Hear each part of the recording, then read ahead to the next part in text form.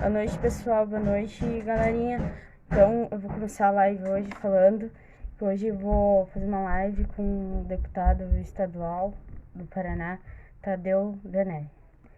Eu já vou chamar ele.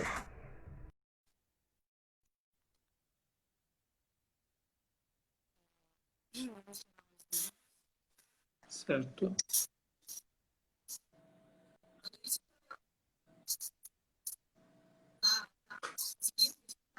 Vou fazer o repetidor para ligar aqui na cozinha, que eu acho que tá ruim.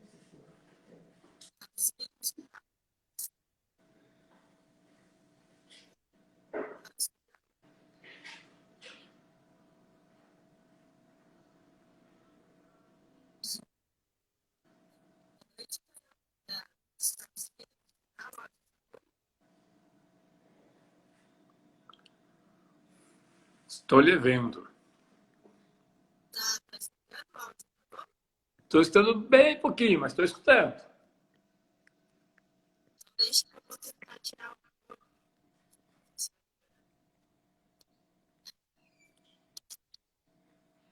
Agora melhor? Oi? Tá escutando melhor? Estou escutando bem. Então, queria agradecer a você por ter aceitado esse convite para a gente debater um pouquinho sobre a juventude na política, sobre como está o Paraná e um pouco sobre a educação e a saúde. Boa noite.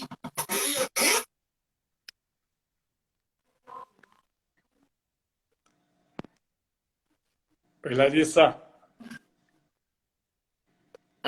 Deu uma travadinha, né? Então, eu Normal. queria dar boa noite agora e pode. E aí, a primeira pergunta que eu vou perguntar para tu é como você está vendo o Paraná hoje, com essa pandemia, com tudo que está acontecendo? Então, Larissa, primeiro, boa noite para você, né, para aquelas pessoas que estão nos assistindo agora. Parabéns para você pela iniciativa e parabéns também para a sua família, né, que eu soube que você tem 18 anos, quer dizer, eu brinquei até que eu tinha que fazer uma live com o meu neto, né, porque o meu neto tem 17 anos também. Mas eu acho muito legal a gente ver os meninos e meninas que estão vindo para a política. É muito bacana, até porque são pessoas que, com toda certeza, irão trazer não só ideias novas, mas uma energia nova para a nossa política. E no Paraná não é diferente. Acho que o Paraná é um estado bastante conservador.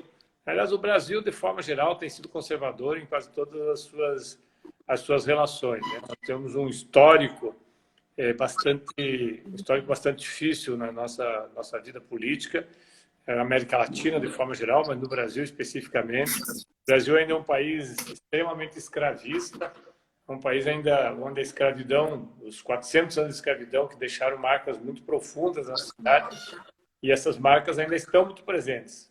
Larissa, eu sempre lembro que uma das coisas talvez tenha sido derradeira para o golpe que tirou a presidente Dilma, não foi o pré-sal, não foram as questões econômicas, não foram só alguns questionamentos sociais, esses também contribuíram, mas é essa relação escravista. Eu diria que uma das coisas que nós tivemos no Brasil que pesou muito foi quando as pessoas começaram a perceber que a empregada doméstica tinha o direito de não ser mais escrava.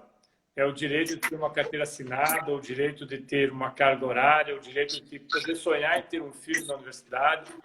As pessoas mais pobres puderam começar a pensar em também ir para a universidade, ter os seus filhos na universidade, ter os seus filhos empregados com decência.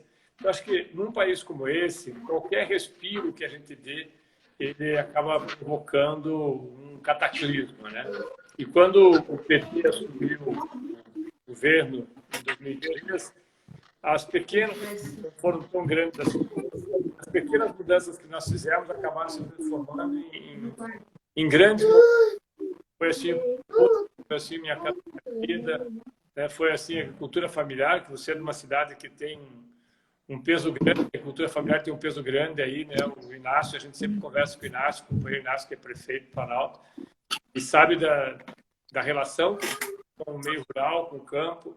E eu acho que a juventude do Paraná, né, que é esse estado conservador, também vai ter que lutar muito para conseguir o seu espaço, o seu lugar dentro da política. O Paraná é um estado que tem algumas contradições. Nós tivemos um governador por 12 anos, que foi o governador Requião, que trouxe políticas muito interessantes para o estado. Em compensação, nós temos, para cada ano de um governo progressista, nós temos 10 anos de governos conservadores.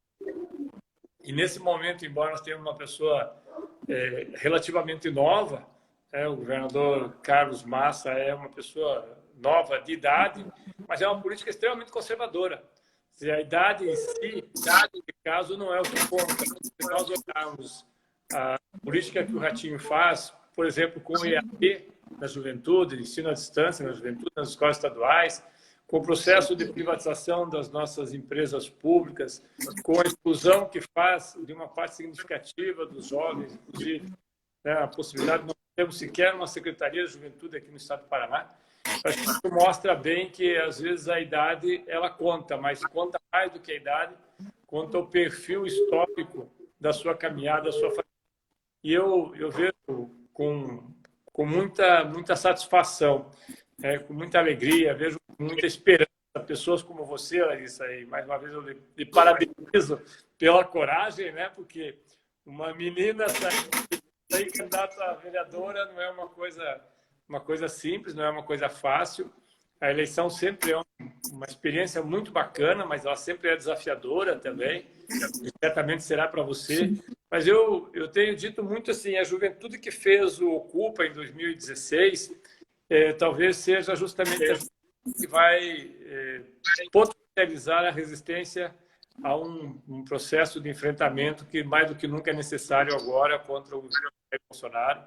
Não por ser o Jair Bolsonaro, mas pelas políticas que ele adota. Não porque eles falam palavrão, não porque eles falam bobagem, não porque ele é grosseiro, porque eu acho que tem pessoas de outros partidos que são extremamente educadas e privatizaram todos os nossos bancos públicos, extremamente educados, inclusive dando aula em Sorbonne, como foi o caso do ex-presidente Fernando Henrique Cardoso, mas vendeu a Petrobras.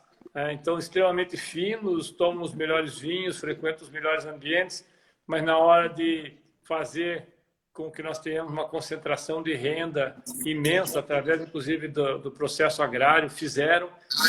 Não é a educação formal ou os bons modos que fazem com que nós façamos a oposição ao Jair Bolsonaro.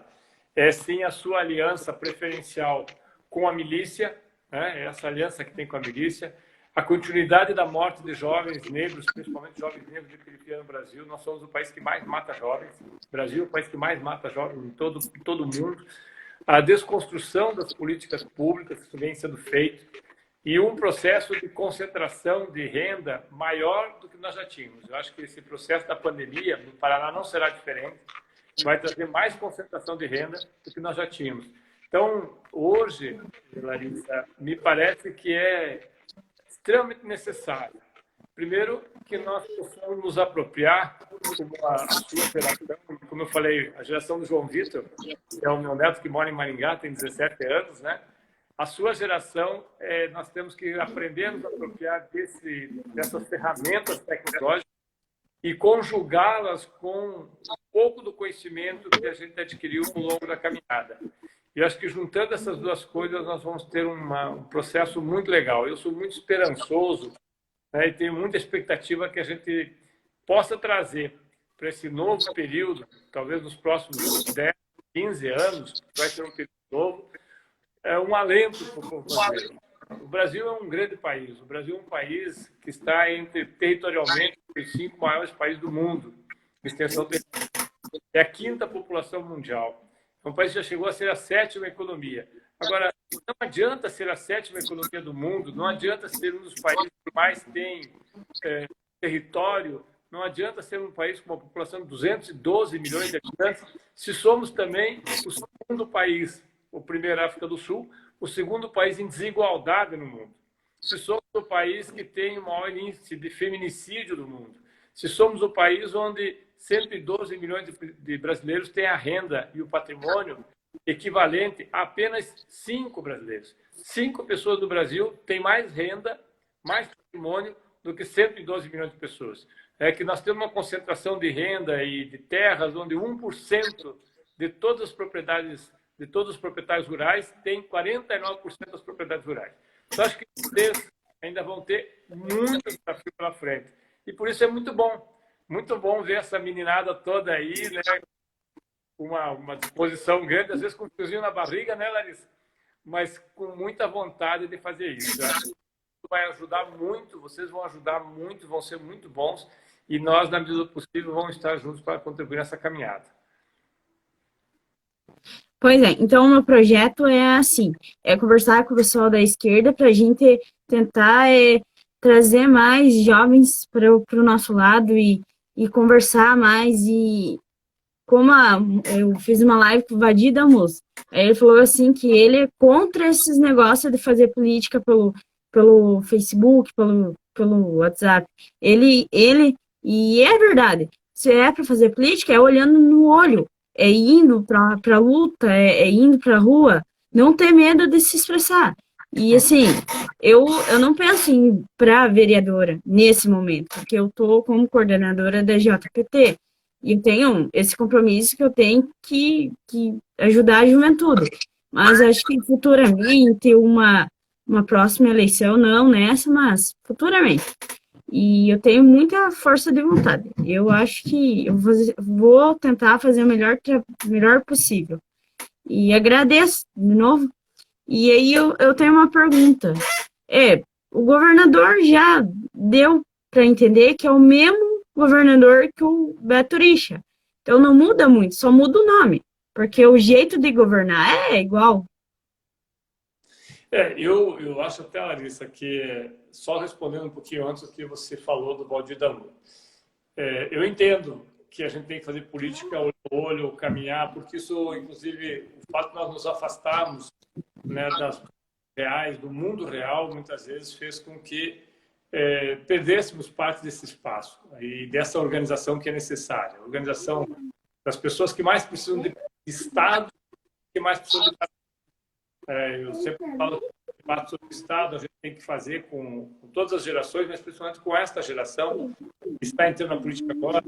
Às vezes ouve-se dizer que alguns governantes querem um Estado mínimo. E eu digo que eles querem um Estado, independente de ser mínimo ou máximo, eles querem um Estado para eles. Então não faz diferença se o Estado é pequeno, se o Estado é grande, desde que o Estado esteja sob controle dessas pessoas. Não é à toa que eles querem controlar as empresas públicas, querem controlar os espaços públicos. Então, isso não altera. E eu acho que o fato de você fazer política olho no olho não dispensa as ferramentas que nós temos. Não dá para nós ignorarmos que antes nós fazíamos políticas andando a cavalo. Né?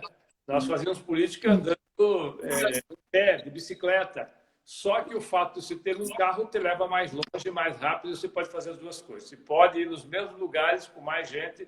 Afinal, nós queremos que as pessoas cresçam, utilizem essas ferramentas, e eu acho que essa aulas vão conseguir avançar mais do que já avançaram.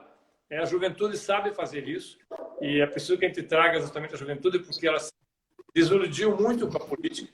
E eu sempre lembro também, só antes de ele falar sobre o Ratinho, que eu vejo muita gente falando para a juventude que ela não precisa participar da política, porque a política é uma coisa sacana, que não é para ela. Só que quando você vai para a Assembleia, quem são os jovens da política que estão na Assembleia? Sem citar nome de ninguém. Mas se vocês olharem para os deputados mais novos, menos de 30 anos que estão na política, todos eles são filhos de políticos. Sem exceção. Todos são filhos de políticos. Um dia eu perguntei, os pais de vocês, os empresários que são pais de vocês, os que já foram políticos, falam tão mal da política, por que vocês vêm para cá? Porque a política importa. A política é quem faz, querendo ou não, as decisões são tomadas dentro desse espaço. Então, para a classe dominante, sempre é muito bom querer que o filho do trabalhador continue sendo só trabalhador e não trabalhador da política. E o Ratinho, como você falou, o Ratinho é exatamente isso. O pai dele era deputado federal. O pai dele é dono da rede, talvez a maior rede de comunicação do Paraná, inclusive maior que a RPC. Ele está na política desde sempre, né? Com os pais, depois deputado estadual, deputado federal, secretário do Beto Richa. Secretário do Beto Richa, embora hoje diga que não tem relação com o Beto Richa, mas secretário do Beto Richa. E a política que ele faz não é melhor do que o Richa. É uma mistura do Richa com o Lerner. Então, eu desde o início do Ratinho, eu tenho dito que o governador Massa ele tem uma política que combina aquilo que o Lerner fazia em termos de privatização e aquilo que o Richa fazia em termos, muitas vezes, de populismo com a população. E com isso, a gente tem que ir um pouquinho mais à frente. A quem o governador Carlos Massa deve, de alguma forma, satisfações? No meu entendimento, ele deve muito mais satisfações ao G7, que é o grupo das 7 grandes confederações e federações de empresários do Paraná, então é a FIEP, a FAEP, a Federação de Transporte, né? Essas federações do que a maioria da população. E isso a gente precisa entender. Precisa entender para poder fazer a política e brigar. Só para parar aqui, veja, o que o Ratinho faz hoje com os jovens da escola pública? Coloca um ensino à distância para uma população que, sabidamente, 50% não tem acesso à internet. Os que têm acesso à internet têm um telefone, às vezes precário em casa, uma boa parte do telefone precário, disputado com irmãos, disputado com outras pessoas, para tentarem aprender aquilo que um outro menino, uma outra menina, num outro segmento, está aprendendo com computador de última geração, com assessoria e com acompanhamento de psicopedagogo, acompanhamento de professores particulares, e depois vão disputar o Enem em igualdade de condições. Então, o que o Ratinho faz hoje, para mim, é muito ruim, porque o que eles estão fazendo é buscar reduzir custos do Estado. Eu acho que é essa política que a gente só pode fazer enfrentamento que nós tivemos nas ruas, como você já mesmo falou. Pois é, então ontem eu fui fazer a minha inscrição pro Enem, né? E lá tinha, também queria perguntar isso para tu. Lá tinha 2 opções de fazer o Enem, o digital e o como era sempre feito. Mas muda alguma coisa digital? Será que o digital já não é mais ruim para população mais humilde que não tem condições? Porque ontem eu fui fazer isso e já tinha 2 modos para fazer, ou pela internet ou pelo manual. Eu acho que isso é muito ruim. E a pergunta né, e quem não tem acesso à internet? Como é que se inscreve? Pois é. Quem a internet trava? Como é que faz? Nós estamos falando do Sul, né? Nós estamos falando do Sul do Brasil, que ainda é uma relação um pouco diferente, econômica, mais industrializado. Agora, pense no Brasil inteiro. Pense em áreas que sequer a internet chega. Pensa no meio rural, como é que as pessoas vão fazer. Então, há uma exclusão digital e que essa exclusão digital, obviamente, que vai levar também a uma exclusão social.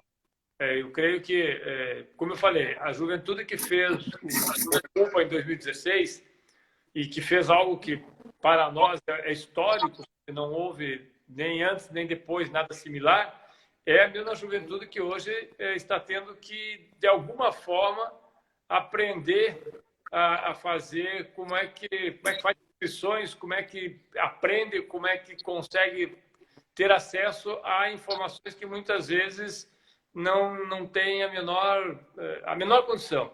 Né? E como nós, desde o início, nós falamos, a Secretaria de Educação faz aqui no Paraná, diferente dos outros estados, algo que massacra os estudantes, retira os seus direitos e muitas vezes faz com que eles coloquem em dúvida, inclusive, a sua capacidade. Hoje é um grande problema. Hoje é um grande problema. O Enem é um problema. No meu entendimento, nós devíamos suspender o Enem esse ano, fazer o Enem só no início do ano que vem, ou talvez mais para frente ainda. O próprio calendário escolar não precisaria fazer, como eu falei pelo do governo, não precisaria fazer com esse mecanismo que vocês estão fazendo. Há condições para as 800 horas de você fazer de um outro mecanismo, e propiciar que os alunos tenham acesso. A gente sabe que tem muita gente que está indo para a aula hoje, ou está deixando de ir, mas que iria para a aula, inclusive para comer. Quer dizer, parece que quem está dentro de um gabinete, e como eu falei já na Assembleia Legislativa, que é uma sandice mesmo que o CIEB faz, e continuo dizendo isso, é uma sandice, além de uma exclusão, é uma loucura o que fazem.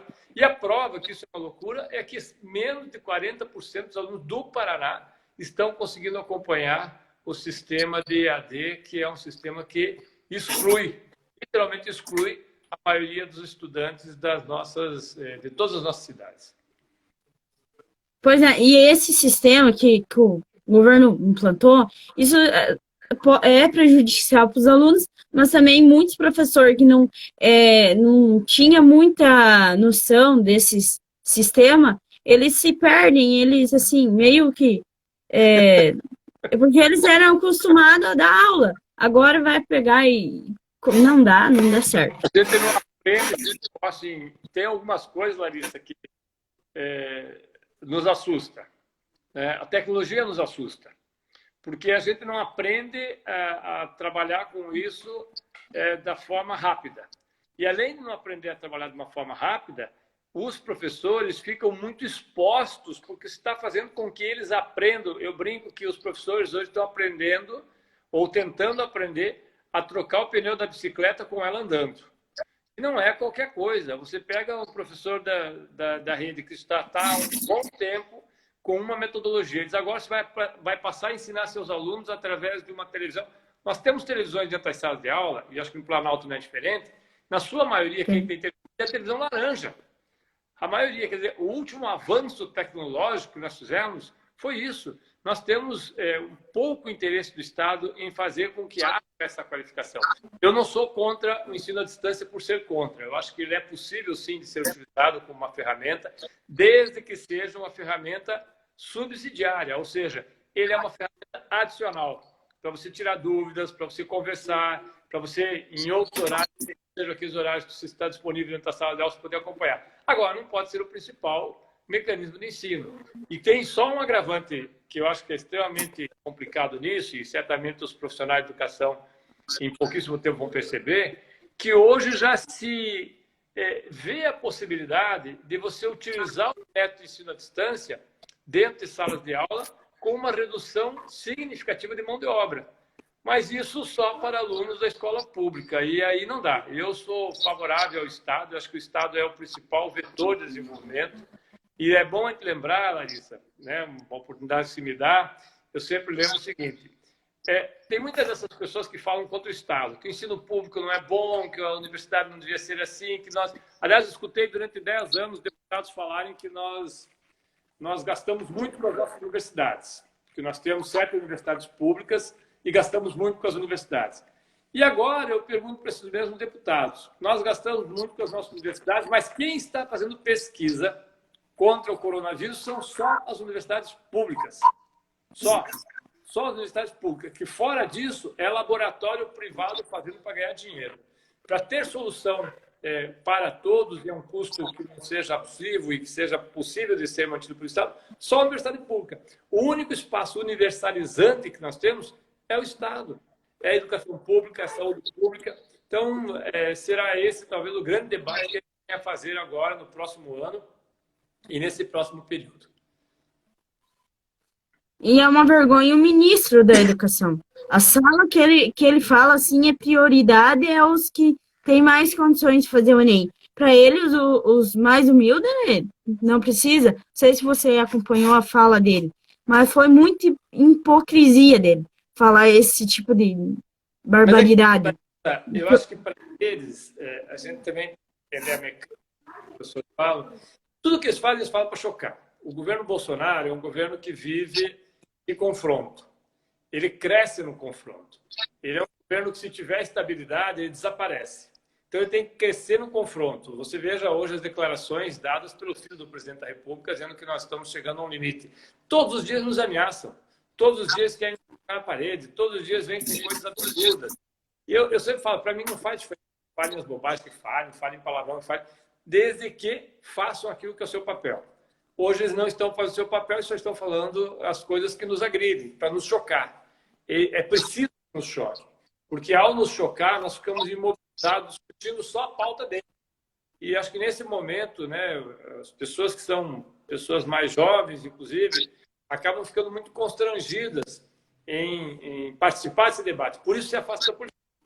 Você, como membro da Juventude do PT, da JPT, certamente já tem ouvido muitas vezes pessoas que vai procurar para ter política, que lá é uma sujeirada danada, um bando de loucos. Tem, mas em todos os lugares tem. Acontece que não são todos os lugares que têm decisão. E aqui, nesse caso, a gente está falando de locais que têm decisão. Eu lembro muito que o que aconteceu em 2015, no 29 de abril, não foi uma coisa que tivesse como evitar. Eu estava lá dentro o tempo todo e depois nas ruas também, porque foi programado para ser aquilo. Para ser uma agressão gratuita. Então, aquele momento de agressão, de vingança, é um pouco esse período agora que vive o governo Bolsonaro. Ele vive um período de permanente confronto.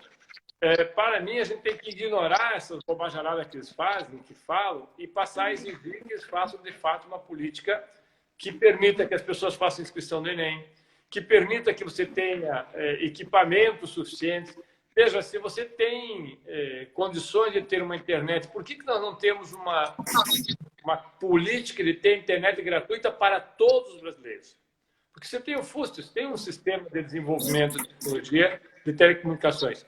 Ora, é um direito. Como é um direito à água, como é um direito à saúde pública, como é um direito à energia elétrica. E acho que essa geração que tem agora, talvez nessa campanha, inclusive, nós temos dito muito que nós vamos nos aproximar do Brasil real.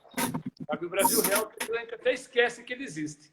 O Brasil real, que é o Brasil dessas pessoas que não têm internet, que não tem telefone celular em casa, que não tem televisão, que às vezes vai para aula só para comer, que não tem um tênis adequado, mas que estão ali todo dia ralando para conseguir uma vaga dentro do Enem. Aí vem um maluco desse e diz que não precisa nem... Aliás, ele falou uma barbaridade, além disso, que não precisaria transferir o Enem, porque o Enem não é para fazer justiça. Se o governo não é para fazer justiça, ele vai fazer o quê? Não precisamos de governo.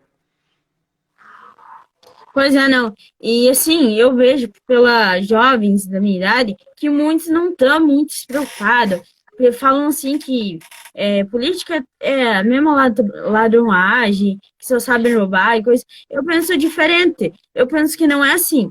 Tem que diferenciar dos políticos honestos e dos políticos que não são honestos. Isso dá para ver em votação. Eu vi na votação que foram os deputados do Paraná que foram contra os professores. Aí já nessa votação você já dá para sentir quem são honestos e quem não são. Isso tem que diferenciar muito. Não jogar tudo, político não presta. Eu acho que esse processo, ele acontece, eu sempre falo assim, quando a gente vai para a política, eu sou bancário, eu sou de Ana Vitória, aqui do sul do Paraná, vim para Curitiba há muito tempo para estudar, fazer psicologia, e eu lembro sempre assim, quando eu vim, até não era propriamente a minha expectativa, porque eu era diretor de sindicatos bancários, nós tínhamos perdido uma eleição e eu acabei, já estava afiliado ao PT desde 86, e acabei vindo para disputar a eleição para ajudar a fechar a chapa e, na sequência, acabei sendo eleito. Mas o que eu falo assim, quando você vem para a política, tem que ter um projeto definido, um projeto ideológico definido. Se você não tem um projeto ideológico definido, você acaba indiretamente se envolvendo. Então, a gente sempre chegou aqui e falou, a Assembleia, a Câmara, os espaços que a gente tem, não é espaço privilégio. Aquilo que você não pode ter fora, você não pode ter ali dentro. Por que você tem que ter até ontem nós falamos para o secretário aqui secretário da Fazenda, que nós estamos apresentando, a bancada está apresentando, nós já havíamos feito isso ano passado, inclusive uma PEC que eu e o Maurício Requião apresentamos, para reduzir os percentuais da Assembleia, do Tribunal de Justiça e do Ministério Público, inclusive em termos de grana. A gente tem muito dinheiro nesses espaços e falta muito nos outros espaços. Então, a gente começa a criar situações absurdas. Enquanto a gente vive no mundo da fantasia, a maioria da população vive no mundo real muito difícil. Um professor que dê 40 horas de aula por semana, ele para dar 40 horas dele, ele tem que trabalhar que nem um cão, ainda mais agora que você tem esse processo todo de aulas em várias escolas, de pular para lá e para cá. Aí tem um projeto do Tribunal de Justiça, que um cargo comissionado poderia dar aula recebendo de 200 a 313 reais a hora aula. Ou, se for juiz, desembargador, aliás, isso aí pode ser confirmado, um juiz ou desembargador dando aula nos cursos que são feitos, inclusive no horário de expediente, pode ganhar até 548 reais por hora. Aí eu até falei, cara, enquanto uma pessoa ganha 48 reais em uma hora, você tem a maioria das pessoas no mês inteiro para ganhar aquilo que você vai ganhar em 3 horas, 4 horas, a maioria dos professores vão ganhar o mês inteiro. Então, essa desigualdade, Larissa, é que eu acho que a gente tinha que debater na eleição. Porque nós vamos sair dessa crise num país mais desigual. Vai aumentar a desigualdade. Nós vamos ter mais gente pobre do que nós já temos hoje. Já tem 300 mil pessoas abaixo da linha da pobreza. Vai aumentar. O nosso papel é fazer com que essas políticas possam ser superadas de aumento da pobreza. Né? Hoje nós estamos colhendo algumas situações absurdas. Nós estamos vendo aqui, trabalhando com o PSS, nós sabemos R$ 15,58 há 3 anos. Como é que eu posso concordar que uma pessoa de aula do seu ambiente de trabalho, quer dizer, já está recebendo por trabalhar ali, e ele ganhe 250, 300, 400 reais naquela hora, sendo que ele pode dar 240 horas por ano, sem imposto de renda, sem teto e sem INSS. Claro que não dava. Aí nós votamos contra, agora essa semana, felizmente, o CNJ derrubou. Mas esses nichos de privilégio são... Eu estou falando isso por quê, Larissa? Aonde estão construídos esses nichos de privilégio? Como é que se constrói isso? Com leis. E quem que vota as leis? As pessoas que estão na Assembleia, no Congresso, nas câmaras de vereadores. Por isso que é importante a gente falar para a meninada que eles têm que participar. Porque se eles não participam, alguém vai participar por eles. Se você não fala, alguém vai falar por você. E é por isso que a gente tem que ter professor, tem que ter bancário, tem que ter ferroviário, tem que ter todas as pessoas, os estudantes participando da política. Como É triste ver comentários de muitos jovens, mas temos que lutar, temos que fazer a nossa parte, temos que conversar com os jovens. E agora com essas redes sociais, ficou muito fácil para a gente se comunicar, fazer política. Claro que fazer política tem que fazer na rua, olhar para as pessoas, mas como a gente está nessa pandemia, nós temos que fazer assim. Não podemos parar. Não podemos ficar de braços cruzados enquanto tem um lá, presidente, fazendo todas essas maluquices que estão fazendo e achando que o povo tem que achar que tá tudo beleza. Não é assim. E nós temos muito fôlego e vamos para a luta, independente do que temos que enfrentar. Acho que da minha parte era isso, coisa. Não sei se tu tem alguma coisa para comentar. Eu quero só me agradecer. Agradecer a você, as pessoas que estão com você e o convite. A gente está sempre por aí. O Samuca, que me falou também, que é outro menino muito bom. Né? O Samuelzinho, uma pessoa bacana que está com a gente assim. E a gente tem uma transformação que pode acontecer na sociedade, mas ela passa, na minha opinião, eu tenho falado com as pessoas, ela passa por 2 fatores fundamentais. Claro que deve ter dezenas de outros. Mas 2 fatores fundamentais. Ela vai passar por uma mudança no nosso comportamento ambiental, porque senão nós vamos desaparecer enquanto sociedade, enquanto ser humano, nós vamos desaparecer. Não tem como se continuar com esse padrão de sociedade, né? De você consumir, no Paraná, 8 litros de agrotóxico por pessoa. Quer dizer, isso aí nós estamos nos envenenando e envenenando as pessoas que estão vivas. Não há como você viver hoje com o mesmo padrão que foi o padrão dos últimos 50 anos. E a outra coisa que vai fazer com que nós tenhamos uma transformação na sociedade é a relação com as mulheres.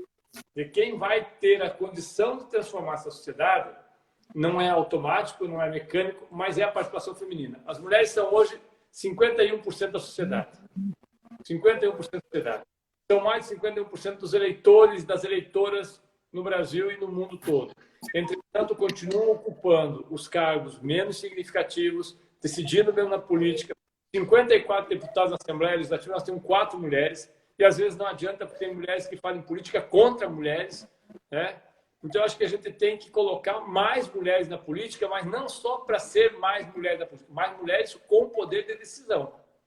Com poder de decisão e poder, como você falou, de poder intervir, conhecer e participar. E eu acho que esse vai ser talvez o grande desafio que a gente tem aí nos próximos anos. Então, eu quero mais uma vez assim agradecer a você. Veja, nós estamos a 600 quilômetros de distância, né? De Planalto aqui. Pois é. Estou aqui na cozinha, na cozinha de casa, os nossos patinhos lá em cima, as vaquinhas. Num sufoco desgraçado, até foi a Denise, minha mulher, que veio aqui para me ajudar a explicar um pouco como é que estava no central. Porra, cabelo em pé, como é que eu vou fazer com aquele troço? Onde é que aperta na bolinha? Nem como é que começa a coisa? né? Aquela bagunça toda, de repente a gente falou, tá lá, essa menina aqui é essa, Larissa, então põe ela, aperte aqui, acabou dando certo. Eu acho que a gente está, se precisar e se puder, ajudar um pouquinho com aquilo que a gente tem um pouquinho de conhecimento da caminhada, né? E muito feliz de ver vocês assumindo um papel que talvez a nossa geração tenha falhado. Eu acho que a nossa geração é uma sociedade pior do que ela recebeu. Toda uma geração que é com sufoco, né? Com muito sufoco, polícia correndo atrás dessas coisas todas. Agora, não pode deixar a mesma coisa para a geração que vem. Então, a nossa obrigação é ajudar a fazer com que essa nova geração possa fazer política com dignidade, com humanidade e muito, muito, muito solidariedade. A gente vai sair, Larissa, desse processo com uma rede de solidariedade que nós não imaginamos que existisse. Nós não imaginávamos que existisse tanta solidariedade entre as pessoas como nós estamos vendo agora. Amanhã, em Pinhão, que é na região, aqui na região Centro-Sul, mas é próximo de vocês, está a 200 quilômetros, o MST está distribuindo 50 toneladas de alimentos na região do Pinhão. Uma região que tem um grande latifúndio, que é o latifúndio do Zata, né? Uma região onde o alecrim, há 2 anos atrás, 1 ano e meio, foi destruído e reconstruiu-se, e que a gente olha para e vê que a esperança é o principal motor, é o que nos move. E talvez isso assuste tantos poderosos, saber que nós temos esperança, que nós temos solidariedade e que a gente dorme sabendo que no dia seguinte nós vamos fazer a luta. E se nós não fizermos, vocês farão. Por isso que a gente está junto. Valeu, menina? Obrigadão pela oportunidade. Então aí. Eu queria convidar também, para encerrar antes, segunda-feira vai ter uma live, eu vou estar participando de um debate com o Zeca Dirceu, para a gente debater mais sobre política e queria convidar todos para quem puder participar, para participar, será às 6 horas da tarde. E obrigado mesmo. Valeu, menina. Abração para você. Abraço. Tchau.